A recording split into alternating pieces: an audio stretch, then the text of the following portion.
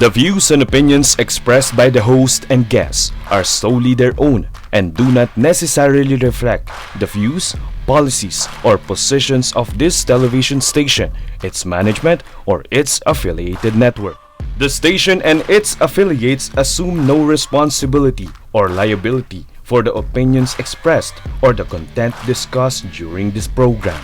Viewer discretion is advised.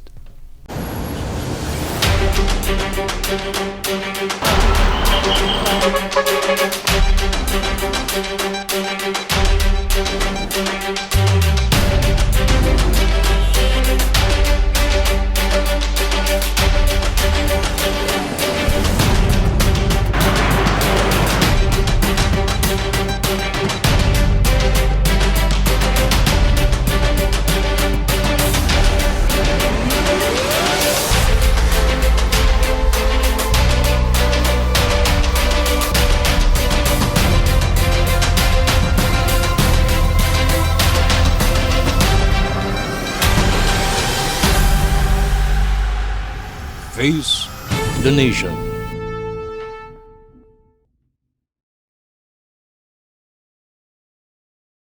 Good day, ladies and gentlemen. For this week's episode of Face the Nation, we are joined by the President of the Federation of Filipino-Chinese Chambers of Commerce and Industry in the Philippines, because we have to better understand how business helps our economy and, of course, how these business groups, businessmen, and their organization do with social responsibility. Because as they say, business is not only about success, but what you give back to our society.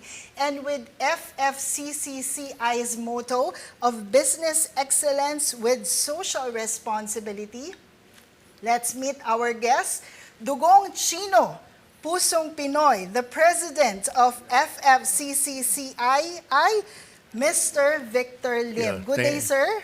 Good afternoon. Thank you, Lauren, for inviting us to this channel interview. In behalf of the Federation of Filipino-Chinese Chamber of Commerce and Industry, Inc., you are welcome to our Federation building.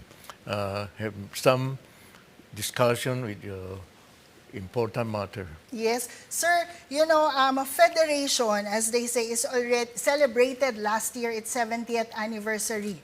So now it's on the 71st, right?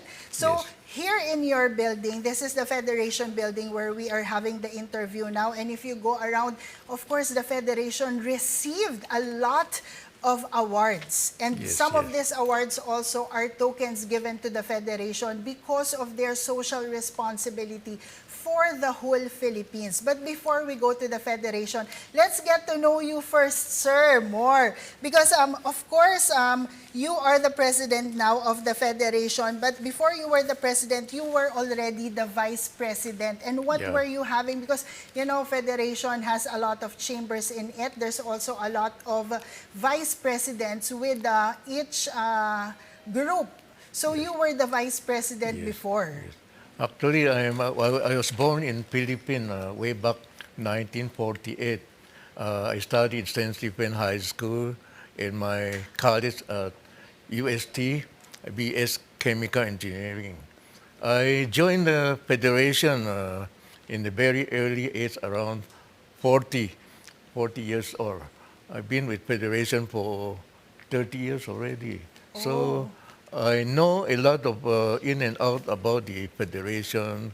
I joined from a very low rank, and then I improved my performance and become a board member and become a vice president. And right now, I'm lucky to be the president of the Federation of Filipino-Chinese Chamber of Commerce and Well, it's Industry. good to hear, sir, that you say that you are lucky to be the president. yes. Because, you know, if you become the president, it also entails a lot of work, a lot Yes, of yes. dedication.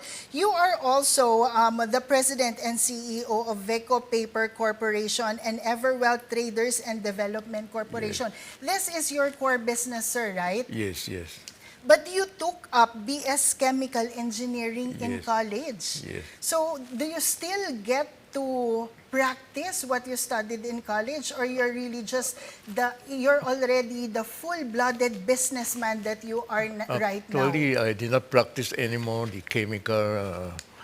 chemistry, but due to my father invited me to join him in the business, so I joined the company and keep on growing until today. It's already 45 years already, the Baco Paper Corporation. This Vego paper, sir, just for the understanding of our viewers, these are the books, the notebooks that they can see and the students are really using in the different schools, right?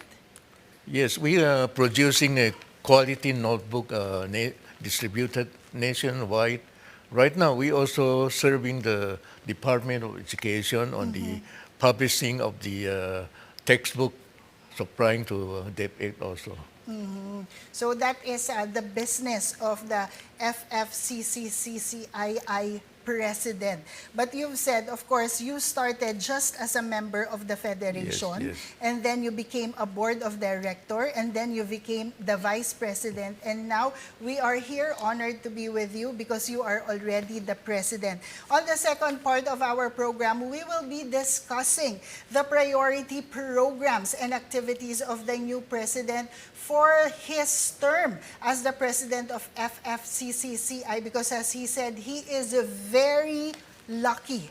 So let us see what you will do, because you know what, whatever the federation is doing, it's not actually just for the federation itself that benefits, but actually it's our countrymen, because as they say, it is the social responsibility to our country that this businessman member of the federation is doing as a group and what they are giving back as successful businessmen.